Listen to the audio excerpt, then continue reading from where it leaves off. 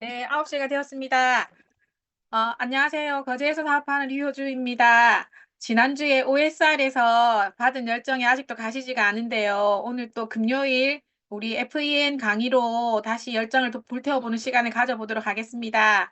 강의 시작 전에 당부 말씀 한 가지 드릴 게 있는데, 음소거는 지금 잘 되고 있는데요. 강의 중에 화면에 이렇게 터치해서 선을 그으시거나 이렇게 강의를 하는데 조금 원활하지 않게 하는 경우가 좀 있어서 화면에 터치하는 거는 조금 자제를 부탁드리겠습니다.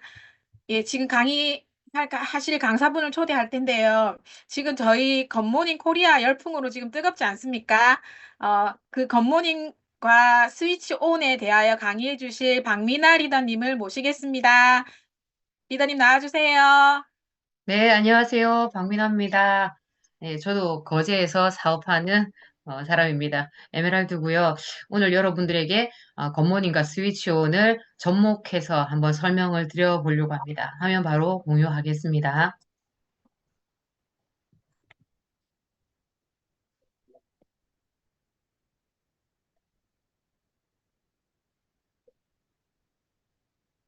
네.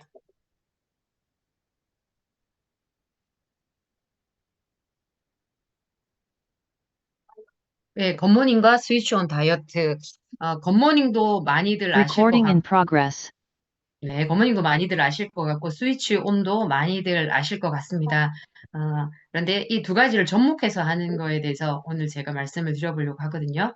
자, 본론으로 들어가서, 자, 현대인들을 괴롭히는 비만, 그리고 대사질환, 비만과 대사질환은 관련이 깊죠, 그죠? 이 두 가지가 잘못된 식생활이나 생활 습관이 원인이 되는 것이 대부분입니다.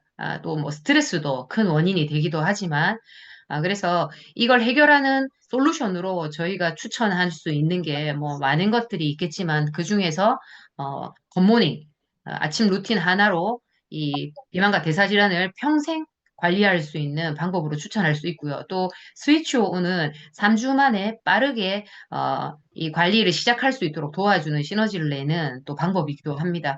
오늘 이 두 가지를 같이 결합하는데 저는 이 두 가지를 같이 동시에 하는 분들도 있고요. 제가 소비자를 관리하기도 하고 그리고 굿모닝을 통해서 프로틴에 좀 적응을 시키고 프로틴을 아침마다 먹는 거에 조금 적응을 시키고 나서 스위치 온으로 가는 것도 괜찮은 것 같고요. 제가 제일 많이 하는 방법은 스위치 온을 먼저 해서 당분과 조금 멀어지게 만듭니다. 아침에 일어나면 믹스 커피부터 한 잔 마셔야 하시는 분들 많으시죠, 그죠? 네, 그런 분들을 위해서 어, 당과 조금 멀어지게 만드는 거에 스위치온만큼 또 좋은 게 없지 않습니까? 그래서 당과 조금 멀어지게 해서 또 그리고 단백질 먹는 습관도 들였기 때문에 유지기로 갈 때 사람들이 스위치온을 하고 너무 좋은데 유지기가 걱정이에요 하는 분들 계시죠? 그런 분들에게 스위치온을 이렇게 굿모닝을 추천하면 아주 어, 편안하게 그리고 안전하게 그 유지기도 되고 그리고 굿모닝도 안착이 될 수 있다고 생각합니다. 한번 하나씩 집중적으로 해보겠습니다. 먼저 굿모닝입니다. Y 굿모닝이라고 제가 했는데요. 생활습관 성형으로 평생 건강을 시작한다. 아침 물 한 잔, 기적이라고 표현할 만큼 아침 물 한 잔의 힘은 대단한데요.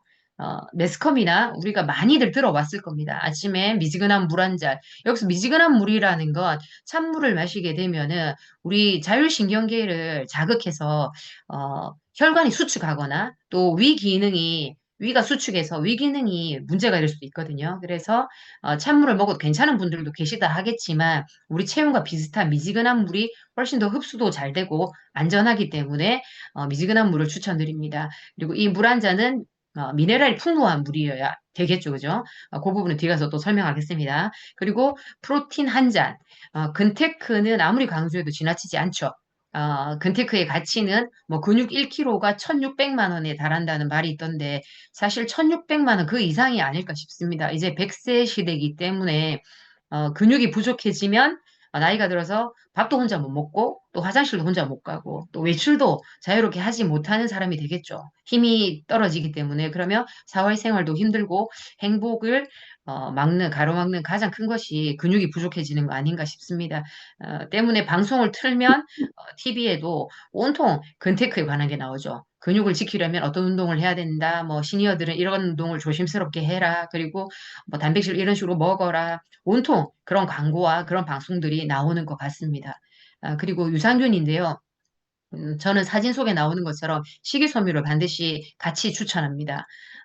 우리가 기능의학이나 예방의학을 공부하다 보면 그 박사님들이 마지막에도 결국에는 장을 강조합니다. 기승결장.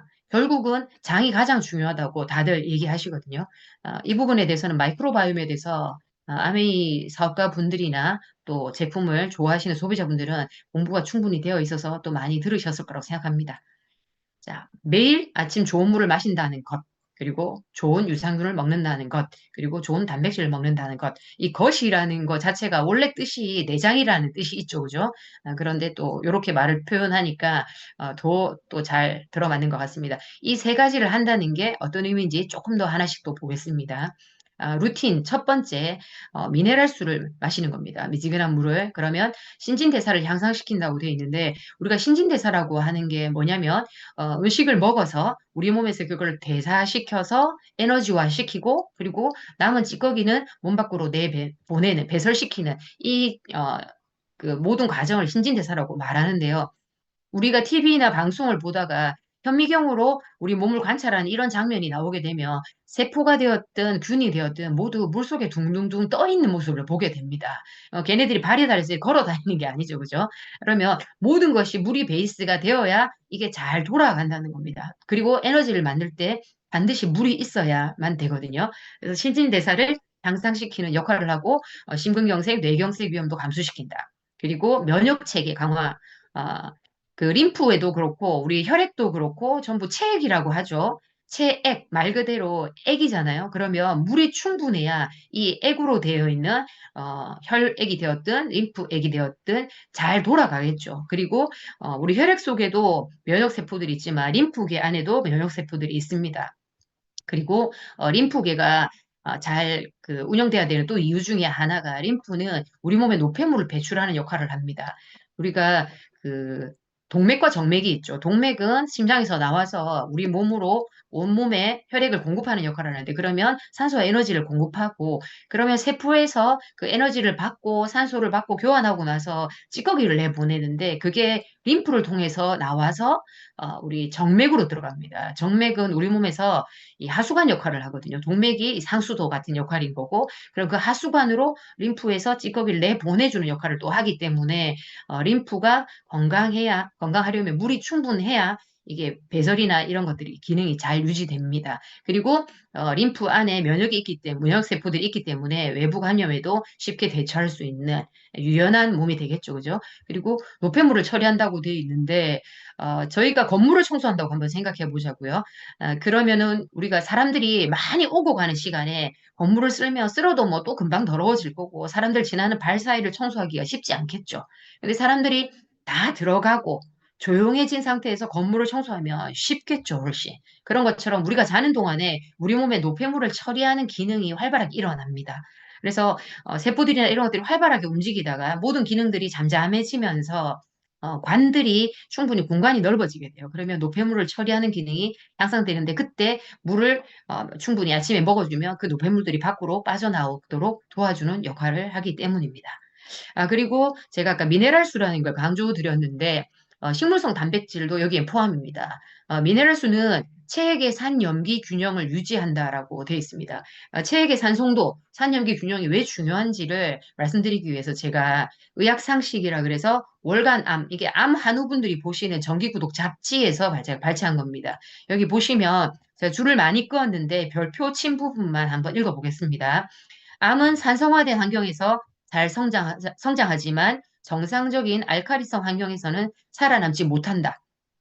그러면 몸이 산성화가 되면 암이 그만큼 더 잘 살아 버틴다는 거죠. 그리고 이따가 여기 뭐 누구 안 먹고 네, 지나친 산성화가 DNA와 오빠 세포, 나는 조직에 아빠가 손상을 나는 입히는 여덟 만큼 활성산소를 여섯보다 증가시킵니다. 일곱 있을 만큼 일곱보다 여덟일 만큼 네. 자, 증가시킨다. 산성화는 신체 내부 환경을 암을 유발하는 환경으로 변화시킨다. 그리고 미네랄 결핍 시에 미네랄 결핍 시 문제거리가 된다. 우리 몸은 산을 중화하기 위해서 미네랄을 이용한다. 대부분의 사람들이 즐겨 먹는 음식 태반이 우리 몸의 산성화를 초래해서 만성질환과 암을 불러일으키는 것이다. 이렇게 되어 있습니다. 그래서 우리가 음식 중에서도 먹는 것 중에 산성 음식이 많은데 보통 우리가 많이 먹으면 안 된다는 대부분의 음식은 산성 음식입니다. 뭐 설탕을 비롯해서 뭐 돼지고기, 커피, 술 이런 것들이 다 산성인데 여기에다가 만약에 물까지 산성으로 마시게 되면 뭐 우리 몸이 산성화되는 건 금방이겠죠, 그죠? 근데 미네랄 술을 먹게 되면 그걸 많이 중화시켜주는 역할을 한다는 겁니다. 거기다가 여기 보시면 물로 만든 얼음입니다. 미네랄수로 만든 얼음이고 저희 정수기 물로 만든 얼음이겠죠. 그리고 산성수로 만든 얼음인데 이거 구하기 힘들지 않습니다. 커피숍에 가시면 여러분들 얼주가들 많으시죠? 아무리 추워도 오늘같이 이렇게 추운 날도 나는 아이스 아메리카노를 먹어야 된다는 분들 계시죠? 그런 분들이 커피숍에서 그 아이스 아메리카노에 드시는 그 커피에 들어있는 얼음이 다 산성수입니다. 그래서 동네 커피숍에 가셔서 이 얼음 얻어서 해보시면 실험을 직접 아마 해보시면 놀라시게 될 건데 BTB 용액을 떨어뜨리고 두 얼음을 녹여봤습니다. 그랬더니 미네랄수 얼음은 시간이 지날수록 알카리성을 띠는 게 보입니다. 근데 산성수 얼음은 거의 다 녹아가도록 계속 산성을 띠죠. 근데 여기다가 만약에 식물성 프로틴을 내가 먹게 되면 미네랄수 얼음은 당연히 원래 미네랄수니까 혈액이 이제 그 약 알칼리화 돼 있으니까 괜찮겠지만 산성수 얼음을 내가 많이 먹은 사람이라면 여기에 내가 프로틴을 먹어준다. 아침마다 뭐 굿모닝을 하든지 해서 먹어주면 이것을 다시 약 알칼리화 시켜주는 역할을 하는 게 식물성 프로틴입니다. 여기 보시면 오른쪽 사진에 저희 단백질의 기능 정보가 적혀 있는 부분을 제가 찍은 거거든요. 그래서 보시면 체액의 산염기 균형을 유지하는 데 필요하다라고 적혀 있죠. 그죠? 자, 그리고 검문 루틴 두 번째, 방금 말씀드렸던 식물성 프로틴인데요. 밤 사이에 분해된 근육 단백질을 충전한다. 우리가 자는 동안에는 공복 상태지 않습니까? 뭐 자는 동안 내내 먹는 게 아니니까 공복 상태일 때는 몸에 당이 들어오지 않으니까 우리 몸이 근육을 분해해서 아미노산을 만들고 그걸 간이 다시 당으로 만들어서 쓰게 됩니다. 물론 간에 있는 글리코겐을 꺼내서 쓰기도 하지만 부족할 경우에는 근육에서 아미노산을 분해해서 그렇게 또 쓰기도 하거든요. 그러면 이렇게 분해된 근육을 빨리 다시 이제 회복시키 보충해 줘야 되겠죠. 그래서 아침에 먹는 단백질이 근육을 지켜주는데 너무 중요한 역할을 합니다. 근육 합성을 촉진한다고 돼 있고 당 수치 안정한데 단백질도 당을 우리 인슐린을 나오게 합니다. 당이 올라가지 않는 건 아닌데 우리 원래 먹고 있는 일반 탄수화물보다는 훨씬 당 수치가 안정적입니다. 그렇기 때문에 단백질을 많이 먹게 되면 당 수치를 안정할 수 있고 그리고 단백질 음식을 먼저 먹고 탄수화물을 먹었을 때 또 당 수치를 잘 잡아주기도 합니다. 그리고 체중 조절을 해준다. 포만감을 유지해주기 때문에 단백질은 빨리 소화되는 음식이 아닙니다. 그래서 배부름이 오래 가죠. 그래서 우리 고기 먹으면 좀 든든하다라고 말하는 거죠. 그래서 포만감을 유지해서 많이 먹는 걸 방지해 준다는 것입니다. 그리고 우리 몸을 구성하는 단백질이 하는 역할을 체성분 관리 부분에서 좀 자세히 보면 야식 욕구를 조절해 주고요. 그러니까 자꾸 허기가 빨리 지니까 밤에 또 뭘 먹는 거잖아요. 근데 이게 잘 때까지 계속 이게 유지가 된다면, 우리 포만감이 유지가 된다면 밤에 야식을 먹는 게 줄 수 있겠죠. 그리고 근육 성장을 돕고 지방 분해율을 향상시킨다.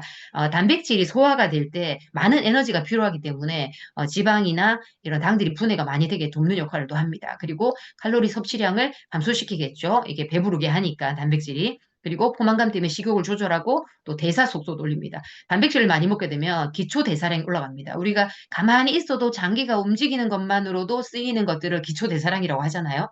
그래서 단백질은 소화되는 데 이미 많은 에너지가 필요하기 때문에 기초 대사량 자체를 올리는 역할도 합니다. 자, 그리고 잠을 깨우는 프로바이오틱스. 공복 섭취 시 생존 가능성이 높다고 되어 있습니다. 우리가 음식을 먹게 되면 위산이 많이 분비돼서 프로바이오틱스는 산에 아주 약하기 때문에 위산이 많이 나오도록 음식과 함께 먹지 말고 공복에 그냥 물과 함께 섭취, 그죠? 아까 아침에 물을 한 잔 마실 때 같이 먹으라고 하는 겁니다. 그리고 면역력을 증진시킨다. 장벽 기능을 강화하고 면역세포를 자극한다고 되어 있는데 지금 프로바이오틱스에 대한 연구는 활발하게 아주 뜨겁게 진행되고 있죠. 뭐 수천 편의 수만 편의 논문이 계속 쏟아져 나오고 있는데 이 프로바이오틱스와 프리바이오틱스, 우리 식이섬유라고 하죠. 이걸 같이 먹었을 때는 더 시너지가 커지거든요.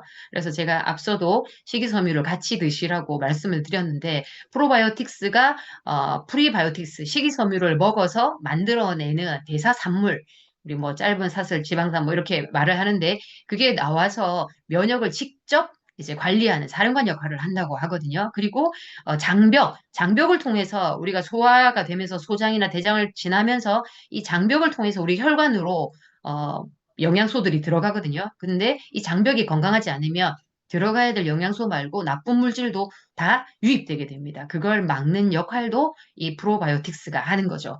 그리고 면역 세포를 관리한다고도 말씀드렸습니다. 그리고 각종 독소들 이런 것들이 몸에서 만들어지는 거, 유해균이 만들어지는 거 이런 것들도 프로바이오틱스가 균형이 좋으면 유해균을 이렇게 억제시켜주는 역할을 하죠. 그리고 배변 활동은 당연히 잘 아실 거라고 생각합니다. 마이크로바이옴에 대한 연구는 지금 너무 많이 되고 있기 때문에 간단하게 제목만 읽어보면 소화 건강, 그리고 항생제 내성 감소, 정신 건강, 그리고 치매 이런 것도 지금 관련이 많다는 게 계속 나오고 있죠. 면역 관련, 피부 건강, 식품 알러지, 그리고 유아들 중증 질병, 그래서 지금 자폐아들이나 이런 것도 관련돼서 연구가 계속 나오고 있죠. 그리고 혈압 저하, 그리고 당 대사 관련, 그리고 비알코올성 지방간에도 아주 영향을 많이 끼친다는 게 밝혀지고 있습니다. 자, 그러면 이 평생 건강을 지키기 위한 아침 루틴 세 가지, 이게 세대별로는 어떤 역할을 해주는지, 미네랄수와 그다음에 프로바이오틱스와 단백질이 어떤 역할을 할 수 있는지 한번 잠깐 보겠습니다. 어린이 그리고 청소년기에는 편식 성장 말고 스마트 그로잉이 돼 있는데 몸만 키우는 게 아니라 그죠? 학습 능력도 키우고 그리고 뇌 기능도 좋게 하고 수분을 잡아주면 수분이 충분하면 기억력도 좋아진다고 합니다. 그래서 뇌신경 발달이나 이 모든 것에 어머님들이 몸이 건강하면 두 번째로 원하는 게 뇌 기능이죠, 그죠? 그래서 몸 건강도 잡고 그다음에 뇌 기능도 잡고 기억력도 잡고 다 같이 잡을 수 있는 게 또 굿모닝이라고 할 수 있겠습니다. 두 번째로 젊은 분들입니다. 지속 가능한 다이어트. 가장 이 나이대에 관심 많은 게 다이어트죠. 그죠? 다이어트가 성공률이 20%인데 요요가 또 99.5%라고 하네요. 근데 이 요요가 안 오게 하는 역할을 합니다. 왜냐? 에너지는 소부시키고 그다음에 포만감을 올리고 근육량은 늘린다 되어 있는데 단백질을 충분히 많이 먹게 되면 대사 반응이 올라가기 때문에 다이어트가 잘 되고 그리고 포만감이 올라가서 다른 걸 더 많이 안 먹게 또 식욕을 억제해주고 근육량이 올라가면 기초 대사량 자체가 올라갑니다. 그래서 다이어트를 굶어서 하게 되면 체지방만 빠지는 게 아니라 근육이 빠지기 때문에 요요가 금방 오는 몸이 됩니다. 살이 잘 찌는 몸이 되죠. 그래서 보통 다이어트 했다가 나 다시 돌아왔어 하면 원래 체중보다 더 많이 올라가는 경우가 많죠. 그런 분들이 보통 근육을 많이 뺀 분들입니다. 자, 그리고 은둔세 분들은 혈당이 아주 중요한 때가 되죠. 지금 잡지 않으면 40대부터 대사 문제가 급증한다고 돼 있는데 40대 이후의 분들을 보면 대사 문제를 하나씩 다 가지고 있어요. 뭐 인슐린 저항성뿐만 아니라 이미 뭐 쓰리고라고 하죠. 그죠? 고지혈, 고혈당, 고혈압 약을 먹고 계신 분들도 이미 많아지는 때가 됩니다. 그래서 기본은 유산균, 프로바이오틱스를 섭취하면 공복 혈당을 감소시킨다는 게 밝혀졌고요. 그리고 충분한 수분을 먹게 되면 또 고혈당 위험이 낮아지고 그리고 단백질을 충분히 먹게 되면 6개월 동안 먹었더니 이 모든 것들이 다 떨어졌다. 혈당도 인슐린 민감성도 좋아지고 심혈관 질환의 위험도 떨어졌다고 나와 있습니다. 네, 네.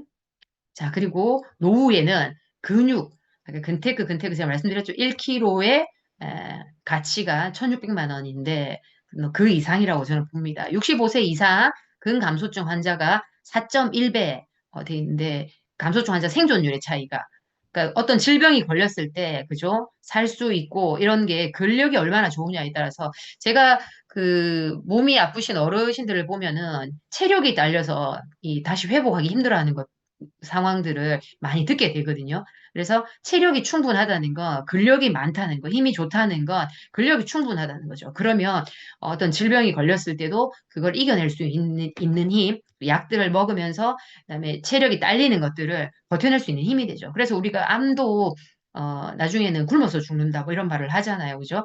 그래서 그게 꼭 음식을 말하는 게 아니고 내가 체력이 떨어져서 못 이겨낸다는 걸 말하는 거죠. 그래서 식물성 단백질을 먹어서 근력을 지키고 체력을 향상시켜라. 그리고 아침에 섭취하면 근육량을 유지하는 데 특히 도움이 된다. 밤사이 분해된 근육량을 지키면 좋다고 했죠. 그리고 특히 유산균 같은 경우에는 통증 및 불편감을 완화시켜준다라고 했습니다.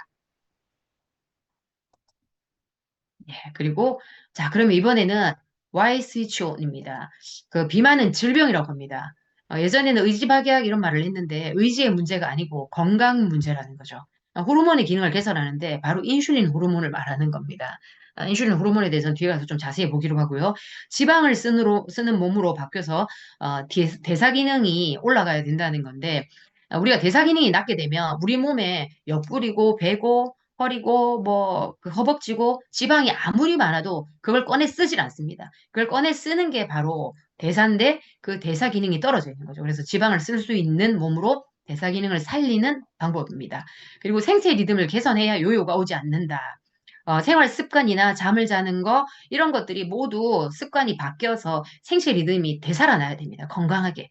그렇게 하지 않으면 내가 억지로 굶어서 참아서 뺐던 살이 딱 멈추는 순간 바로 다시 요요가 돌아오게 됩니다. 자, 그럼 좀 더 자세히 들어가 보겠습니다. 자, 스위치온을 알려면 비만 관련 호르몬을 먼저 이해해야 됩니다. 첫 번째로 세 가지 그렐린 호르몬. 저는 이거 이제 배고프다, 배고프니까 아우 배에 거지가 들었나 이런 말 하잖아요. 그래서 제가 그지 이렇게 해서 그렐린 호르몬을 외우는데 배가 고플 때 공복에 나오는 호르몬이 그렐린입니다. 그래서 위에서 분비되고요. 배고픔을 느끼고 식욕을 상승시킵니다. 그리고 렙틴 호르몬은 반대로 지방에서 나오는데 배가 부르다 그만 먹어라라고 나오는 식욕 억제 호르몬입니다. 그런데 문제가 이게 식후 20분 후부터 분비된대요. 그런데 10분 안에 식사하시는 분들 많죠. 저도 대표적으로 10분 안에 식사를 끝내는 스타일이거든요. 그래서 10분 안에 식사를 하게 되면 내 몸이 그만 먹으라고 적정량을 알려주기도 전에 이미 적정량을 충분히 초과한 음식을 먹게 되는 겁니다. 그래서 살이 잘 찌시는 분들이 대표적으로 조금 빨리 먹는 경향이 있습니다. 그리고 빨리 먹는 걸 고치지 않으면 이 다이어트가 쉽지 않겠죠. 그래서 장기적으로 계속 몸매가 관리되려고 하면 음식을 천천히 먹는 습관을 반드시 만드셔야 됩니다. 그리고 체중 증가로 지방이 늘게 되면 처음에는 혈액 속에 렙틴이 증가하기 때문에 배가 부르다는 느낌을 받습니다. 근데 이게 반복돼서 과도하게 체지방이 계속 늘면 이 체지방이 내 보내는 렙틴에 대해서 내 뇌가 둔해지게 됩니다. 그러면 뇌가 이 신호를 받는데 오류가 생겨서 배가 부른 걸 못 느끼고 계속 먹게 됩니다. 그래서 주변에서 보면 너는 끝도 없이 먹네 이런 말 들으시는 분들 있죠.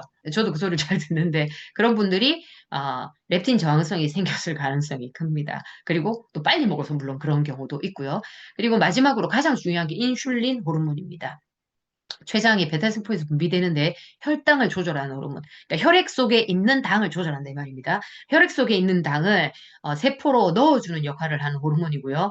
인슐린의 이 저항성이 이 호르몬이 문제가 생겨서 저항성이 생기게 되면 앞서 말했던 비만이나 대사질환들의 원인이 된다고 봅니다. 자, 인슐린 호르몬을 조금 더 자세히 이해하고 넘어가겠습니다. 인슐린을 이해하려면 글루카곤이라는 호르몬을 같이 이해하면 쉽습니다. 인슐린이나 글루카곤이나 둘 다 똑같이 췌장의 랑게르한스섬 베타 세포에서 분비됩니다. 둘 다 같은 데서 분비가 되는데 하는 일은 정반대입니다. 그래서 제가 기량작용이라고 적어놨는데요. 일단 인슐린 호르몬을 먼저 보면 인슐린은 혈당을 조절, 앞에 말씀드린 것처럼 혈중에 들어온 포도당을 글루코스라고 말하기도 하거든요. 포도당을 이걸 세포 내로 흡수시켜줍니다. 넣어주는 역할을 하는데 그렇게 하면 혈액 속에 들어있는 포도당이 줄겠죠. 그래서 혈액 속에 있는 포도당의 양을 일정 수준으로 계속 유지시켜주는 역할을 한다는 겁니다. 그래서 많이 들어오면 세포 속으로 쑥 넣어서 줄어들게 만드는 거죠. 자, 그리고 세포 속에 넣고도 남는 것들이 있겠죠. 그럼 그 당을 간과 근육세포에 글리코겐이라는 당의 형태로 저장합니다. 저장하고 그러고도 남을 만큼 내가 먹었다. 그러면 지방으로 저장합니다. 그래서 살이 안 찌는 분들은 지방으로 저장할 만큼까지 안 먹는 거죠. 그죠? 내가 쓸 만큼만 먹고 그리고 조금 남은 건 글리코겐으로 간과 근육에 딱 저장하는 정도로만 먹는 거예요. 근데 내가 그러고도 남을 만큼 먹게 되면 지방으로 저장이 됩니다. 물론 이것도 나중에 쓸 수 있습니다. 저장해 놓으면. 그런데 혈액 속에 인슐린이 있으면 지방 세포에 있는 지방을 꺼내 쓰지 못하게 됩니다. 이거 기억해 두시고요. 그리고 간에 글리코겐을 근육하고 같이 이렇게 저장해 놓은 게 있었죠. 그 중에서 간에 있는 글리코겐을 꺼내지 못하도록 또 막는 역할을 인슐린이 합니다. 자, 그러면 반대로 글루카곤 호르몬은 반대 역할이겠죠. 그죠? 조금 자세히 보면은, 저혈당일 때, 우리 혈관 속에 당이 없을 때, 공복시, 그럴 때겠죠. 그죠? 그러면 간에 저장된 글리코겐을 분해해서 혈당을 높입니다. 혈액 속의 당분을 높이는 거죠. 그리고 간에서 아미노산, 제가 앞에서 겉모닝 설명할 때 말씀드렸죠. 근육을 분해해서 아미노산을 혈중에 높입니다. 그럼 혈중에 있는 아미노산을 간에서 포도당으로 다시 바꿔서 당으로 사용하게 합니다. 그리고 지방 분해를 촉진합니다. 공복이니까 내 몸이 배가 고프잖아요. 그죠? 그래서 글리코겐을 꺼내 쓴 건 우리 뇌가 제일 먼저 씁니다. 뇌는 당만 쓰는 장기이기 때문에 먼저 쓰고 그리고 지방에서 분해해온 그 지방세포에서 분해온 지방은 혈액에 방출되면 유리지방산이라고 하는데 이거는 몸이 씁니다. 우리 몸이 에너지원으로 사용하도록 지방 분해를 촉진하는 역할을 또 글루카곤이 합니다. 그리고 단백질 분해 간과 근육에 넣어놨대죠. 그 근육에 있는 거는 근육 활동에 쓰입니다. 그리고 간에 있는 건 분해서 당으로 만들어서 우리 뇌가 쓰도록 만들어줍니다.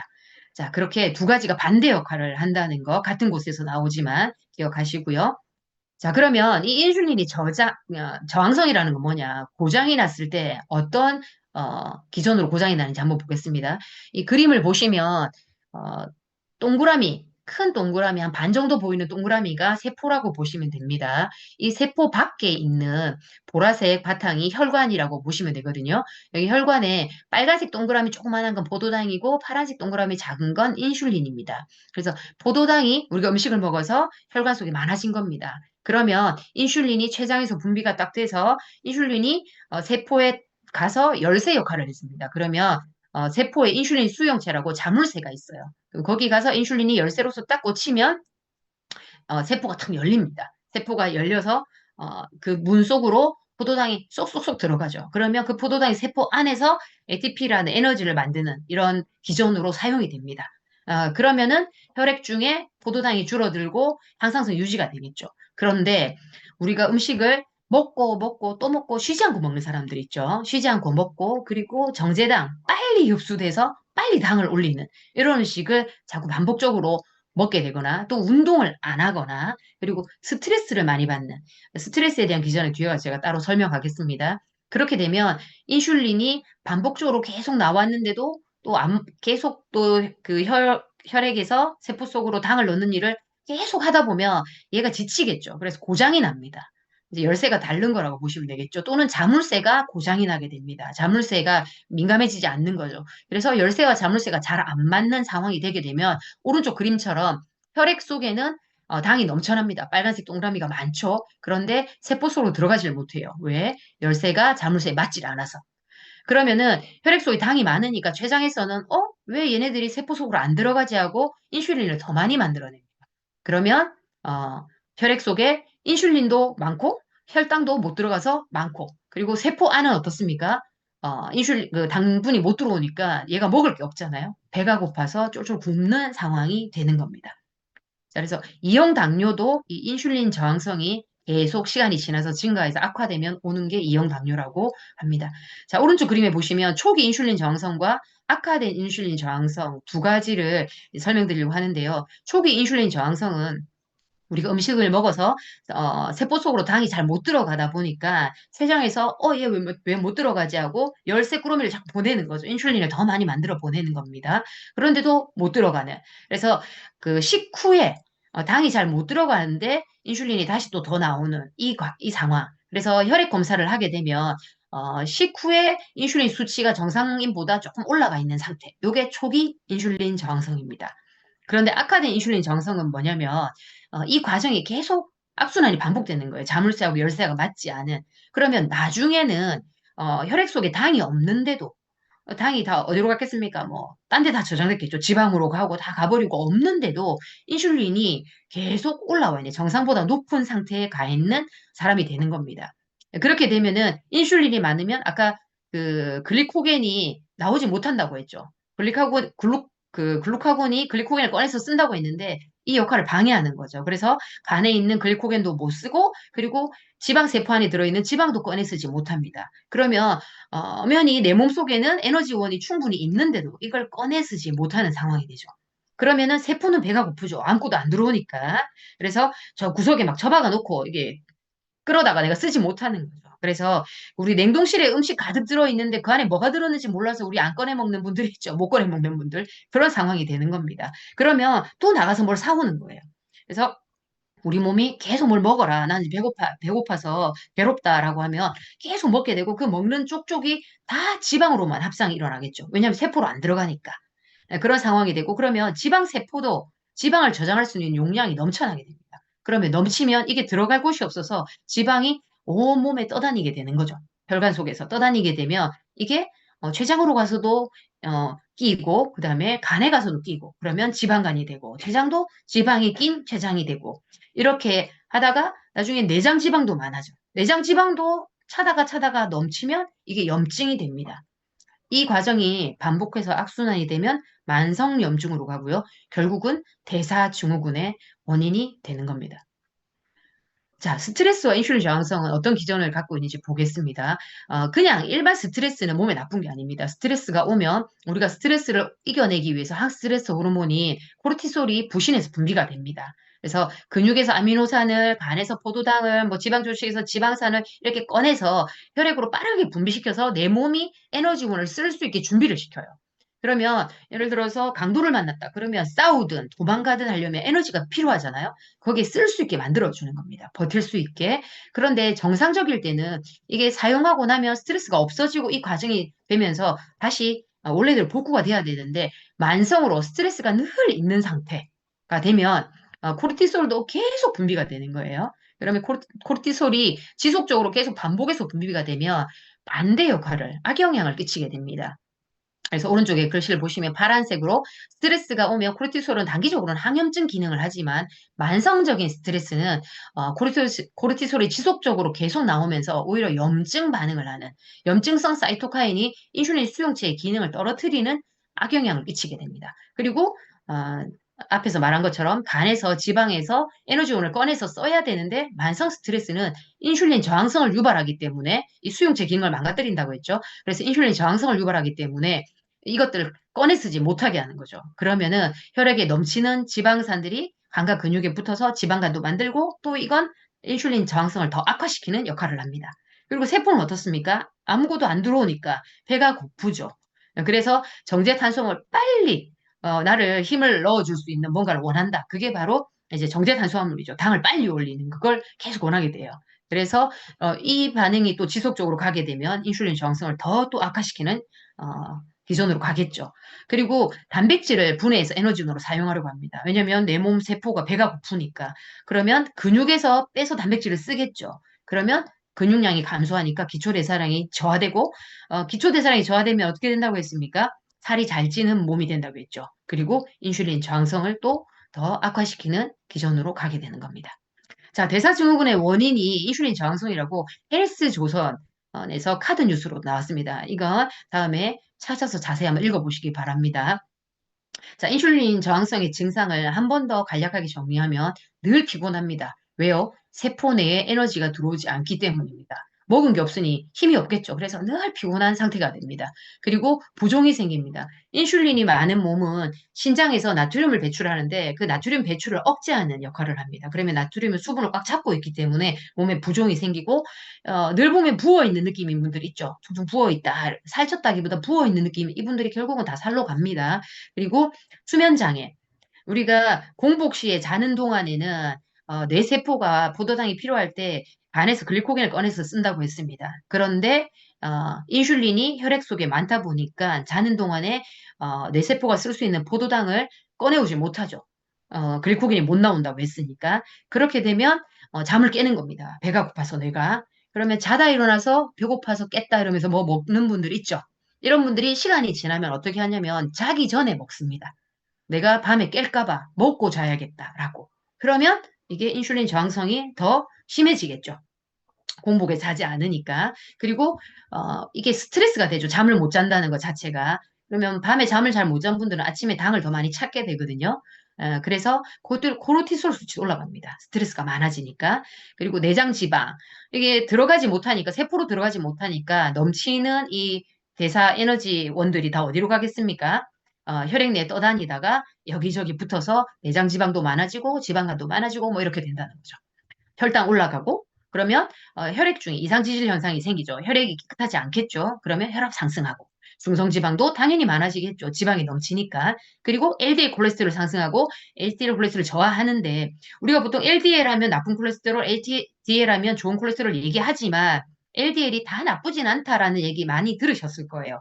그런데 인슐린 저항성이 있는 분들은 이 LDL 콜레스테롤이 초저밀도의 콜레스테롤입니다. 그래서 진짜로 작은 조그마한 콜레스테롤에서 정말로 나쁜 LDL이라고 합니다.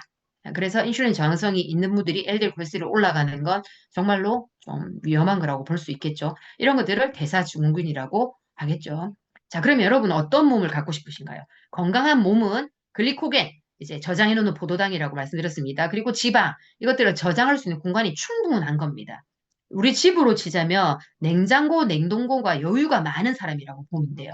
그 음식을 먹을 만큼만 딱 사와서 먹고 조금 남으면 냉장고에 넣어놨다가 그리고 필요할 때 또다시 금방 꺼내 먹는 사람들이 있죠. 이런 분들이 건강한 몸인 겁니다. 그래서 글리코겐에 넣었다가 필요할 때 또 쓰고 그죠? 그 다음에 좀 오래 보관해야 되겠다. 그래도 조금 많네 싶은 건 냉동실에 넣었다가 또 바로 꺼내 먹는 거예요.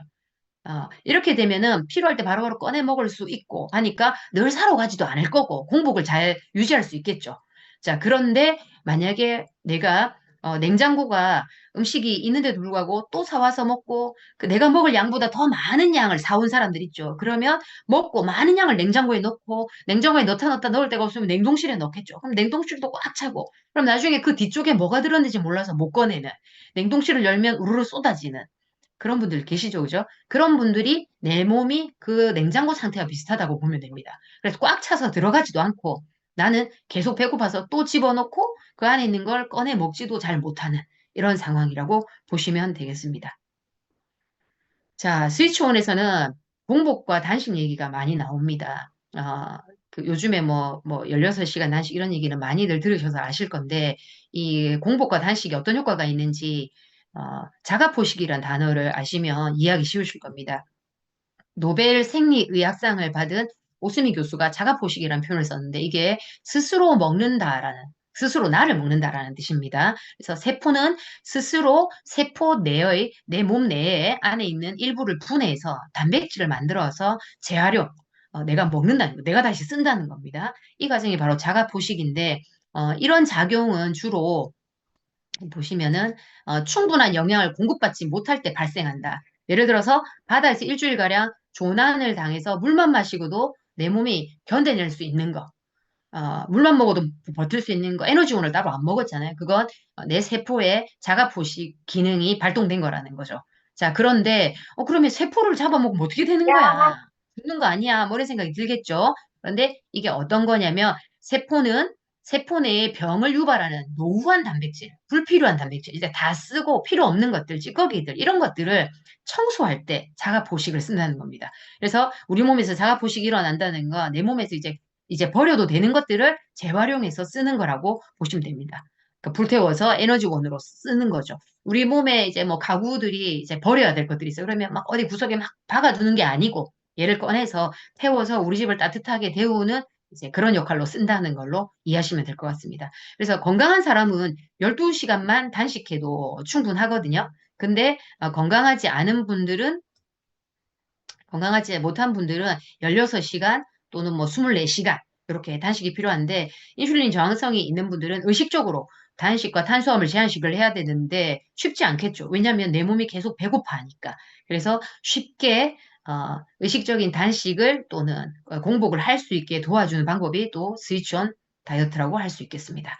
자, 그러면 아미 유기농 영양소들과 함께하는 스위치온 다이어트의 장점 보겠습니다. 건강하겠죠. 저희가 다이어트 하려고 예전에 뭡니까 이렇게 해독 주스 이런 거 먹다가 오히려 농약 중독됐다는 거 방송에 나온 거 있었죠, 그죠?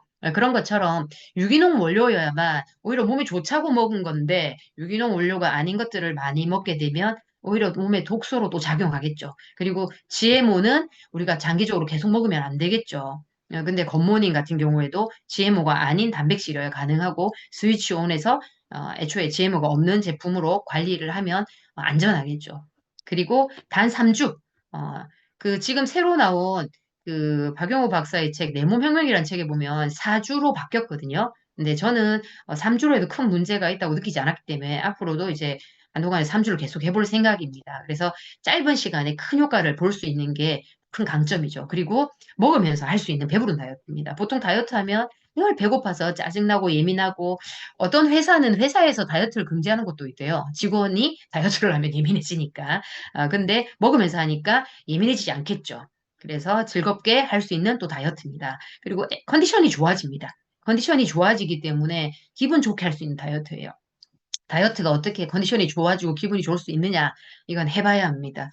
제가 스위치온 다이어트를 관리했던 분들한테 대부분 뭐라고 얘기하냐면, 첫 주만 딱 지나면 충분히 즐거울 거다. 그리고 3일만 지나면 힘든 건 없다. 제가 이렇게 얘기하거든요. 그래서 처음 단 3일에 의지만 있으면 충분히 할 수 있습니다. 라고 말하는데, 진짜로, 대부분 그렇게 잘할 수 있습니다. 보통 실패하는 분들은 첫날 이미 못합니다. 왜냐면 무슨 약속이 있어서 뭐 먹어버렸어요. 그러면 처음부터 다시 해야 됩니다. 그런데 3일을 버텨낸 분들은 끝까지 다 잘합니다. 그리고 호르몬의 기전을 이해하고 하는 다이어트이기 때문에 과학적이고 체계적이라서 요요가 없습니다. 그리고 내 몸의 근력은 지켜주는 다이어트이기 때문에 또 요요가 없고요. 그리고 몸의 건강을 회복하면 자연스럽게 다이어트가 되고 또 유지도 자연스럽게 되게 되어 있습니다. 앞서 말씀드린 생체 리듬을 잘 지키는, 잘 개선시키는 게 꼭 같이 병행돼야 됩니다. 그리고 마지막으로 제가 이제 말씀드리고 싶은 건 탄수화물 의존성이 강한 분들은 호전 반응이 강하게 올 수 있습니다. 두통이 심하게 오거나 힘이 너무 없거나 그래서 뭐 활동을 못 한다거나 그런 분들이 간혹 있을 수 있기 때문에 탄수화물 의존이 강한 분들이나 건강에 걱정이 많은 분들은 바디키 프로그램으로 하시는 게 훨씬 더 안전하게 할 수 있습니다. 자, 스위치온의 6가지 원칙입니다. 탄수화물 줄이고 단백질을 늘리고 충분히 많이 먹어야 됩니다. 단백질을. 그리고 탄수화물은 극도로 많이 줄여야 됩니다. 그래서 아까 말씀드린 것처럼 탄수화물 의존성이 강한 분들은 호전 반응이 올 수 있다는 겁니다. 그리고 생체 리듬을 회복해야 요요가 오지 않고 또 간헐적으로 단식을 하는데 단식 걱정 안 하셔도 됩니다. 힘들지 않습니다. 그리고 영양제를 잘 챙겨 먹어야 됩니다. 그리고 고강도 운동하기. 조금 더 자세히 말씀드리면 예외 없이 반드시 실천해야 되는 주의사항. 금기식품 절대 먹으면 안 되고요. 허용식품 반드시 지킵니다. 다이어트를 하면 이건 먹어도 돼요, 저건 먹어도 돼요. 계속 카톡 옵니다. 거기 보면 금기식품, 허용식품 처음에 애초에 딱 정해드립니다. 그럼 야채도 요것만 드세요. 요것만 드세요. 뭐 이렇게 간을 하는 조미료도 요것만 드세요라고 말씀드립니다. 그러면 거기 안에서만 먹으면 간단하겠죠. 그리고 차보다는 물이 좋습니다. 그래서 우리가 그 소변을 자꾸 많이 보게 만드는 차를 먹으면 이제 수분이 부족해지기 때문에 물이 훨씬 더 좋고요.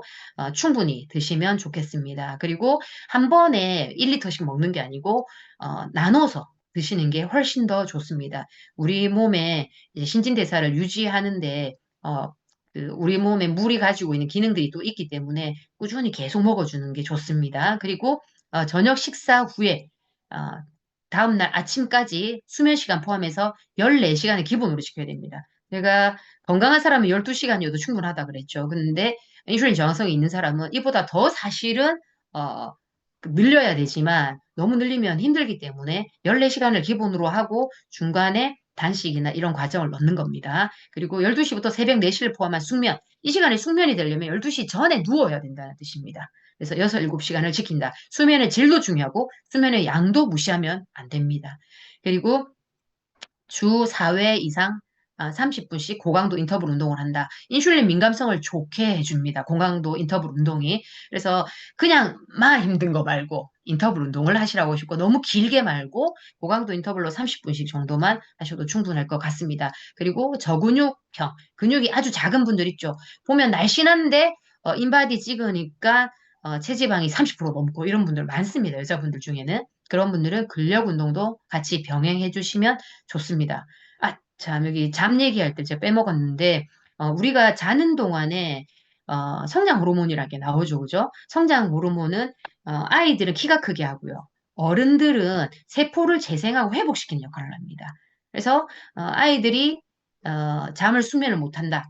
밤에 야식을 먹고 잔다든지 충분한 시간에 자지 않고 제대로 된 시간을 지키지 않고 또 수면의 질이 나빠지면 성장 호르몬이 충분히 나오지 않으니까 안 크겠죠. 그리고 어른들은 이 젊음을 유지하고 노화를 좀 천천히 지연시키는 기능을 해줍니다. 그래서 젊게 살고 싶고 예쁘게 살고 싶고 날씬하게 살고 싶다. 이러면 성장 호르몬이 잘 나올 수 있게 해야 되는데 인슐린 호르몬이 나오게 만들어 놓으면 성장 호르몬이 잘 안 나옵니다. 그래서 공복에 주무시는 게 수면에 성장 호르몬이 나오게 하는데도 중요한 역할을 합니다. 그리고 단백질을 충분히 챙겨 먹는다. 아무리 강조해도 지나치지 않습니다. 여러분이 웬간히 많이 먹으려고 해도 넘치게 많이 먹기는 쉽습니다. 대신에 한 번 드실 때 몸이 좀 작으신 분들은 20g, 그리고 몸이 좀 크신 분들은 30g 정도 안에서 한 번 먹는 양을 조절하시면 좋습니다. 그래서 한 번에 많이 먹으면 근생성할 수 있는 양은 한계가 있다고 합니다. 그래서 근생성의 효율을 높이려고 한다면은 단백질 양을 나눠서 여러 번 먹는 게 좋습니다. 그리고 세 가지 영양제는 꼭 필수, 이건 선택이 아닙니다. 종합 비타민 미네랄과 오메가3 지방산, 그리고 프로바이오틱스와 프리바이오틱스, 식이섬유죠, 그죠? 그러니까 유산균과 식이섬유를 합친 걸 신바이오틱스라고 하는데 요 세 가지는 필수입니다. 거기에 비타민 C와 그리고 칼슘, 마그네슘, 비타민 D, 코큐텐 요거는 추가로 드시면 더 좋겠습니다. 요 세 가지는 필수고요. 그리고 식사 사이 간격은 최소 3시간에서 4시간. 근데 5시간을 넘기면 안 됩니다. 흔히 말하는 배고파서 눈 돌아간다 이런 표현 쓰죠, 그죠? 그런 일이 발생돼서 사고를 치게 돼요. 실수를 하게 됩니다. 그래서 5시간은 넘기시면 안 되고요. 3시간, 4시간 정도가 딱 좋습니다. 그리고 틈틈이 스트레칭하고 앉아서 일하시는 분들은 중간에 자꾸 움직이고 많이 걷는 게 좋습니다. 그리고 잠들기 4시간 전까지는 저녁 식사를 마치시는 게 좋습니다. 공복에 자야 된다고 말씀드렸죠.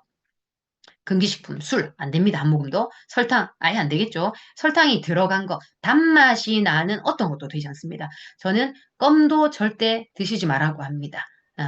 그리고 트랜스 지방, 튀긴 것 같다, 구운 것 같다, 기름과 함께 튀긴 것 이런 것들 일절 드시면 안 되고 밀가루 음식 안 됩니다. 그리고 커피, 카페인 드시면 안 돼. 2주차부터는 한 잔이 허용되는데 하루에 이렇게 말씀드리면 저는 커피 먹어도 괜찮은데요. 잠도 잘 자요. 이렇게 말하는 분들이 있거든요. 그렇게 말씀하시는 분들 많은데, 그러면 제가 커피를 3일만 끊어보라고 해요. 그러면 3일을 딱 끊으면, 숙면이 뭔지 새롭게 경험하게 됩니다. 그래서 일주일을 경험하고 나면, 커피를 진짜 끊어야겠다. 혹은 커피를 정말 많이 줄여야겠다는 생각을 스스로 하게 됩니다. 몸이 느끼게 되니까요. 그러니까 내가 컨디션이 항상 안 좋았던 분들은 컨디션이 좋은 게 어떤 건지 모릅니다.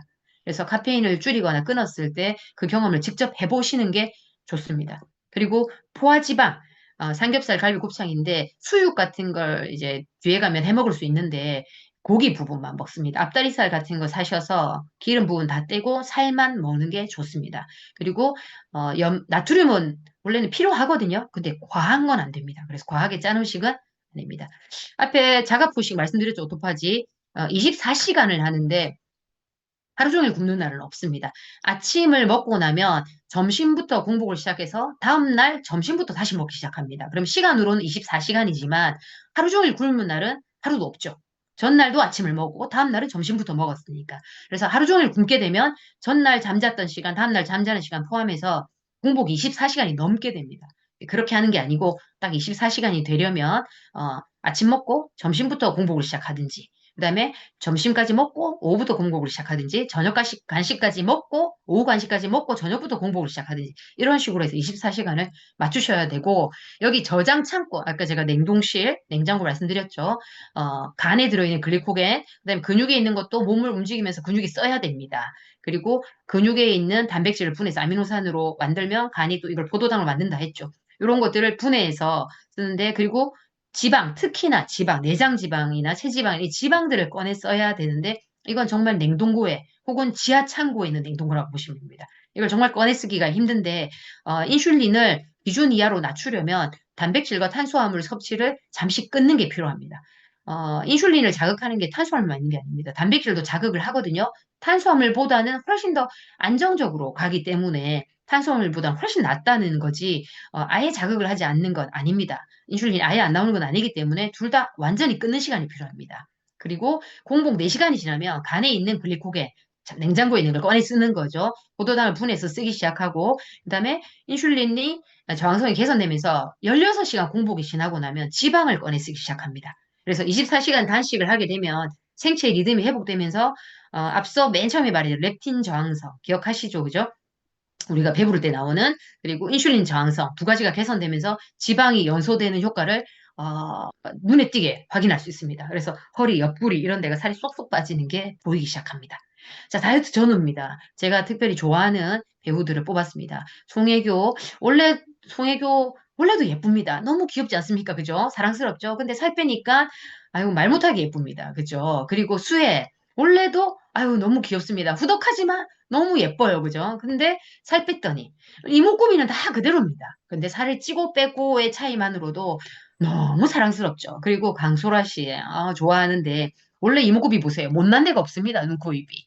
그런데 살을 뺐더니 눈부시죠. 그죠? 정말 예뻐졌습니다. 그리고 정경호 씨 같은 경우에는 지금 얼굴 너무 샤프합니다. 살 뺀 얼굴. 근데 살쪘을 때는 이목구비가 못난 건 아니야. 하지만 데이트가 하고 싶다 정도로, 데이트 신청하고 싶은 정도 얼굴은 아닙니다. 서인국도 처음 나왔을 때 뚱뚱하다 생각 안 했거든요. 근데 살을 쏙 뺐더니 너무 멋있어진 거예요. 탑 보십시오. 이 강한 눈매가 살찐 사람 얼굴에서 강한 눈매일 때와 살을 뺀 상태에서 강한 눈매일 때는 너무 느낌이 다르죠. 살 빼니까 강한 눈매가 섹시해 보입니다. 그죠? 살찐 얼굴에서 강한 눈매는 무섭습니다. 그죠?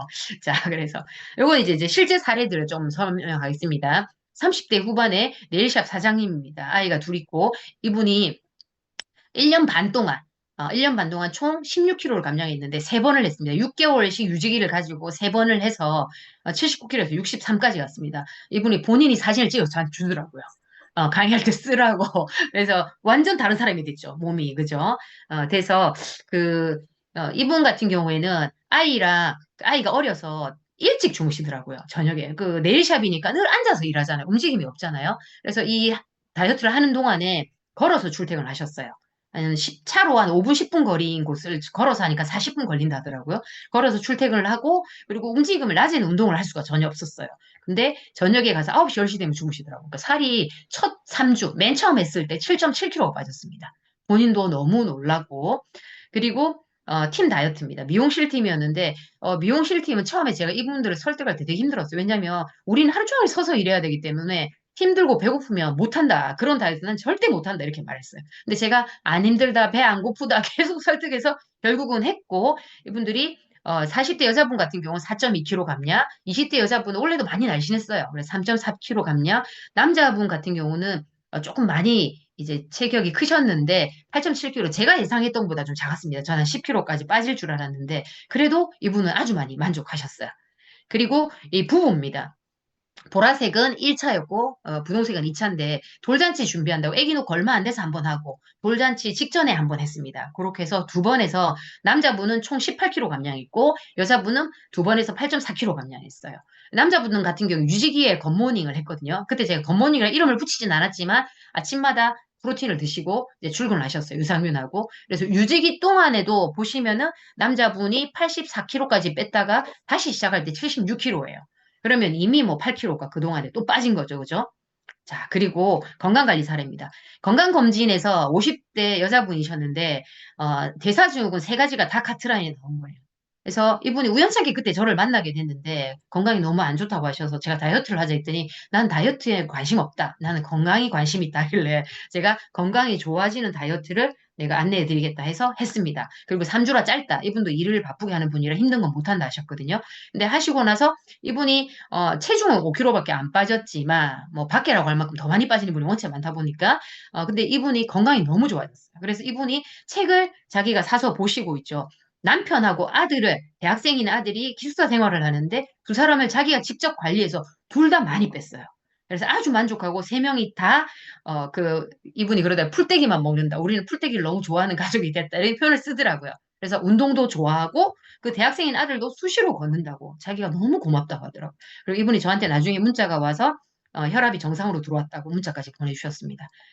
그리고 출산 후에 무기력증을 겪는 30대 초반 여자분인데 이분 보시면 시작할 때 56kg였습니다. 안 무거웠어요. 뚱뚱한 사람이 아니었습니다. 근데 이제 저근육근 근육이 아주 작고 날씬한데 지방이 많은 분이셨습니다. 이분이 4.27kg 빠졌는데 본인이 너무너무 만족했어요. 그리고 자전거를 탈 수 있는 자전거에 올라갈 이제 마음이 생긴 거죠. 그래서 자전거를 이제 타기 시작했다 이렇게 연락이 오셨고 50세 여자분인데 2년 전에 무릎 수술, 그럼 48에 무릎 수술을 했다는 거예요. 얼마나 젊은 나이입니까? 그리고 10년째 콜레스테롤 약을 먹고 있는 거죠.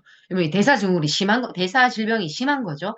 이분이 했었는데 3.9kg 빠졌고, 이분이 3.9kg가 빠지고 나서 하신 말이 무릎이 아프다고 하셨어요. 그래서 내가 6개월 유지기를 하고 한 번 더 하고 싶다. 이런 말씀을 하셨습니다. 그리고 갑상선 저하가 있는 40대 중반 여자분이었는데, 불면증이 심했어요. 이분이.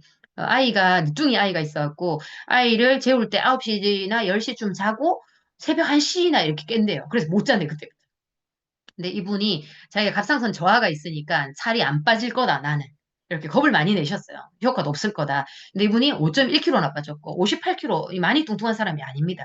근데 5.1kg나 빠졌고, 잠을 너무 잘 자게 됐다고. 그러니까 건강한 사람만큼 푹 자는 건 아니더라고요. 근데 너무 많이 좋아졌다고 이분이 아주 만족했습니다. 그리고 30대 초반 미혼 여성인데 헬스를 1년째 했는데 6개월째 정체기다. 만성염증과 불면증이 있다 했는데 이분이 헬스를 계속 같이 했죠. 근데 헬스 효과가 없었는데 이 스티치온을 하면서 7.0kg, 그죠? 7kg나 빠졌어요. 헬스의 효능이 팍팍팍 나오는 거죠. 자, 그리고 제가 요 근래에 했던 분인데 11월 달에 했던 분입니다. 31세에 직업이 작가입니다. 그러니까 늘 앉아서 일을 하죠. 그리고 밤늦게 또 글을 많이 써요. 그러니까 이분이 건강이 나빠질 수밖에 없겠죠. 공복 혈당이 110이더라고요. 31세인데도. 그리고 성인 여드름이 많은 아가씨였어요. 얼마나 괴롭겠습니까? 그리고 역류성 식도염 있고 불면증이 있고 몇 년째 자기 나름의 저칼로리 식단을 계속 해왔더라고요. 샐러드 시켜 먹고 많이도 안 먹고 헬스도 계속 하고 있고 그 트레이너 붙여서 하는 헬스를 꽤 오래 했더라고요. 그리고 주말에 축구도 하고 여자분들도 축구를 많이 하더라고요. 그런데 다이어트 효과는 전혀 못 보고 있다. 그래서 이분이 75kg에서 시작을 했습니다. 75.6kg에서. 근데 스위치온 3주로 7.4kg가 빠졌습니다. 그리고 굿모닝을 지금 계속 하고 있거든요. 굿모닝 4주가 됐을 때 제가 연락해서 물어봤어요. 얼마나 빠졌냐고 했더니 2.4kg가 추가로 감량돼서 총 9.8kg가 빠졌습니다. 그래서 75kg 사람이 65kg가 됐어요. 제가 경험에 대해서 솔직하게 조금 상세한 피드백을 부탁을 했더니 이 작가분이라 그런지 아주 상세하게 보냈더라고요. 보시면 체중이 예상보다 많이 빠졌고 아침 식사를 거르고 점심 때 몰아먹는 편이었는데 이제 스위치온을 하고 나서 프로틴을 마시는 습관이 돼서 아침에 이제 굿모닝을 하고 있으니까 공복을 달래주니까 점심 때 과식하던 게 없어졌다. 그리고 어, 스위치온이 끝나고도 눈에 띄게는 아니지만 일주일에 1, 2kg씩 빠진다. 일주일에 1, 2kg면 눈에 띄게 해줘, 사실은. 그리고 야채와 버섯 두부를 먹는 가정식 식단이 습관이 되면서 프로틴과 점심 도시락을 준비해서 먹고 있고 속이 더부룩하고 배에 가스가 차고 또 지병이어도 역류성 식도염이 많이 좋아졌다. 약보다 훨씬 더 좋은 것 같다. 그리고 다이어트 하면서 항상 느꼈던 변비가 스위치온 하면서 한 번도 없었다. 그리고 잔변감 없이 쾌변을 볼 수 있고 또 체중 감량 말고도 가장 좋았던 게 성인 여드름이 가라앉았다. 그러면서 이분이 단 음식 중독이었다고. 이분이 음식은 많이 안 먹는데 음료수를 못 끊었더라고요. 커피숍에 가면 이렇게 휘핑 올려진 거 있죠. 이런 것들을 그걸 못 끊었다더라고요. 네, 단 음식 중독으로 여드름이 얼굴을 뒤덮고 있었는데 스위신하면서 고름이 차는 화농성 여드름이 나지 않으니까 이걸 자기가 자제하는 힘이 생겼다는 거예요. 간혹 스트레스를 받으면 그게 생각나지만 참을 수 있게 됐다. 그리고 얼굴이 다시 망가질까 봐 기피한다. 이렇게 돼 있고 피부, 그다음에 지병 개선, 그다음에 식습관도 개선돼서 너무 좋다. 이렇게 이제 저한테 보내주셨습니다. 자, 요거는 청소년 피부 관리 사례입니다. 이제 다 끝나가는데요. 이 학생은 중학교 3학년 남학생입니다. 사진을 학대해서 보시면 아마 놀라실 건데, 6월에 이제 그 운동하다가 다리를 다친 겁니다. 이 친구가 운동을 되게 하루에 3시간씩 하던 친구예요. 근데 다리를 다쳐서 병원에 3주 입원 치료를 한 거예요. 근데 운동량이 많던 친구가 병원에 가만히 누워만 있고, 거기다가 또 문병 오는 사람들이 먹을 거 갖다 주죠. 또 부모님이 안쓰럽다고 뭐 이거 호떡 먹고 싶어요. 호떡 사다 주고 뭐 먹고 싶으면 뭐 사다 주고 그러니까 살이 5kg가 쁜 거예요. 3주 입원해 있으면서. 근데 살찐 건 빼면 되는데 운동해서 여드름이 막 급격히 올라왔는데 이게 낫질 않는 겁니다. 그래서 급기야는 9월에 이분이 뉴트라이트를 이 집이 먹는 집이라서 영양제를 먹어서 조금 관리해 보겠다고 했어요. 그래서 WS를 원래 먹고 있었는데 비타민 A와 비타민 C, 비타민 D, 마린 오메가까지 메가로 조금 더 먹으면서 뭐 관리를 했어요. 그래서 호전된 게 이 첫 번째 사진입니다. 호전이 된 게. 근데 아이는 만족하지 않았죠. 그래서 피부과를 가고 싶다. 얼마나 스트레스겠어요. 근데 이 제가 염증의 원인이 약물에 의해서 장 환경이 나빠진 것 같고 병원에서 약을 많이 먹었을 거니까 그리고 갑자기 찐 체중 인슐린 저항성 같은 거죠, 그죠? 체중일 수도 있겠다고 상담을 해서 이 엄마가 스위치를 해서 피부가 좋아졌던 경험이 있거든요. 그래서 상담을 했더니 엄마가 좋다. 해서 아이를 설득해서 피부과 가기 전에 스위치를 3주만 해보자.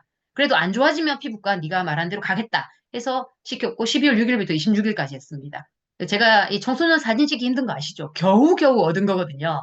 그래서 제가 딱 시작할 때는 못 찍고 한 10월 16일 정도였는데 시작할 때는 이거보다 약간 더 심해져 있었어요. 근데 3주 만에 이렇게 깨끗이 됐어요. 그래서 아이가 저희는 체중을 뺄 생각은 딱히 많이 없었는데 그래서 단식 3번도 안 했습니다. 성장기 아이라서. 근데 5kg가 빠졌고 여드름이 너무 좋아지고 특히 이마가 제일 심했는데 이마가 가장 빨리 가라앉았거든요. 그래서 아이가 너무 만족했고 피부과 안 가도 되겠다고 했고 그리고 앞으로 정제당이 많은 군것질과 음료수는 일절 먹지 않겠다고 다짐을 했다고 합니다. 자, 프로바이오틱스 이렇게 종류가 여러 가지 중에 여러분이 고르시면 되고요. 저는 이제 마이크로바이옴 1번에서 6번 여기 맞춤으로 고르시길 권합니다. 방금 이 청소년 같은 경우도 맞춤으로 해서 검사해서 먹었고요. 그리고 단백질도 이렇게 있는데 이 청소년 아이 같은 경우에 피부 때문에 먹었기 때문에 하이드라 액티브하고 파이토프로틴을 반반 한 스쿱씩 해서 2스쿱을 해서 한 번에 먹었습니다. 그래서 아침 저녁으로 2번 먹었습니다. 그리고 이 두 가지의 겉모닝과 스위치는 공통의 Y는 대사질환을 예방하는 방법이란 가장 쉬운 방법이라는 거고요. 일시적인 효과가 아니라 평생 건강, 호르몬 자체를 대사를 다 바꾸는 거니까 건강에 초점이라는 겁니다. 이 겉모닝을 반값으로 먹는 방법을 짧게 한번 소개하고 끝내겠습니다. 저희가 물도 마시고 그다음에 이 겉모닝을 꾸준히 하게 되면은 어, 대충 한 15만 원, 20만 원 정도 될 겁니다. 물을 빼더라도 그죠? 그래서 정수기 물까지 할부로 하면 한 15만, 20만 원 넘겠죠. 자, 그래서 내가 먼저 관리를 해서 스위치온으로 3주 해서 예뻐진 겁니다. 근데 사람들이 저 유지기가 되겠어? 얼마 가겠어? 했는데 내가 겉모닝으로 유지를 꾸준히 해서 계속 예쁜 거예요. 그러면 주변 사람들이 물어보겠죠. 너 도대체 뭐 하길래 그게 유지가 되냐? 물어봤을 때 내가 겉모닝을 설명합니다. 스위치온까지 하든 아니 겉모닝만 하든 아무튼 적어도 이분들이 겉모닝만 꾸준히 하게 됐다고 해도 거기다가 이제 저희들 세티니크 새로 나오죠. 세티니크 제품 쓰고 그다음에 예뻐지니까 화장품에도 더 신경 쓰겠죠. 그렇게 써서 20만 PBC 개인이 썼다고 보면 6명 본인까지 7명 140만이 9% 거기다가 이분들이 쓴 게시백 빼주고 그러면 9만 원 게시백 거기다가 BV 적용하면 16만 원 정도의 게시백이 됩니다. 그러면 겉모닝 반값으로 먹을 수 있죠, 충분히. 그리고 내가 겉모닝으로 이제 추가 소득을 한번 만들어 보겠습니다.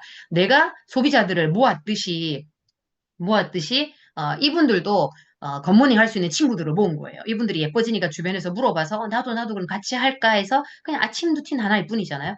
같이 하는 분들을 모았고 이분들이 잘할 수 있게 나는 성경험자니까 도와주는 겁니다. 그렇게 해서 도와줘서 이분들 게시백도 빠지고 나면 나는 게시백이 82만 원. 이건 웬만한 알바보다 낫죠. 시급 10,000원 하는 거 80시간 일한 겁니다. 그리고 훨씬 더 큰 이건 추가 소득이 아니라 연봉이 되는 겁니다. 내가 이렇게 도왔듯이 이분들은 나보다 뭐 친구가 적어서 2명 정도만 더 도와가지고 그분들이 겉모닝 하는 친구들을 모을 수 있게 도운 거예요. 이렇게 그림이 만들어지게 되면 나는 파운더스 PT가 되는 겁니다. 1,400만 그룹을 가진 그러면 연봉이 4천에서 6천까지도 갈 수 있겠죠. 그리고 내가 이렇게 했듯이 140만 소비자 클럽, 겉모닝 클럽을 7팀을 가진 그룹을 3개를 내가 만든다고 봅니다. 그러면 에메랄드나 이게 1년 12달이면 파운더스 에메랄드죠. 그럼 연봉이 8천에서 1억 2천만까지도 갈 수 있게 됩니다. 엄청나죠. 겉모닝 하나 작은 시작이 엄청난 소득으로까지 돌아왔습니다. 건강을 지키는 것, 생활 습관을 바꾸는 것, 추가 소득을 만드는 것, 그것이 겉모닝이고 그 출발을 도와줄 수 있는 게 또 스위치온이라고 생각합니다. 겉모닝과 함께하는 건강한 몸매는 수영복 핏만 살리는 게 아닙니다. 여러분의 사업 설명 갈 때 멋진 수트핏도 살리고요.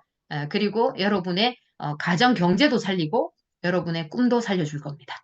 오늘 강의 여기까지입니다. 이상입니다. 감사합니다. 네, 너무 감사드립니다. 예뻐지고 살 빠지고 돈도 버는 스위치온과 굿모닝 우리 네트워크 확산에 큰 도움이 될 것 같습니다. 강의해주신 박민아 리더님 너무 감사드리고요. 큰 박수로 큰 박수 부탁드리겠습니다. 예, 오늘 1월 10일 FEN 강의는 이것으로 마치겠고요. 다음 주는 뉴트리라이트 본사 강사님 강의가 있습니다. 다음 주에 뵙겠습니다. 모두 수고하셨습니다. 수고하셨습니다. Recording 감사합니다. stopped. 감사합니다. 감사합니다. 감사합니다.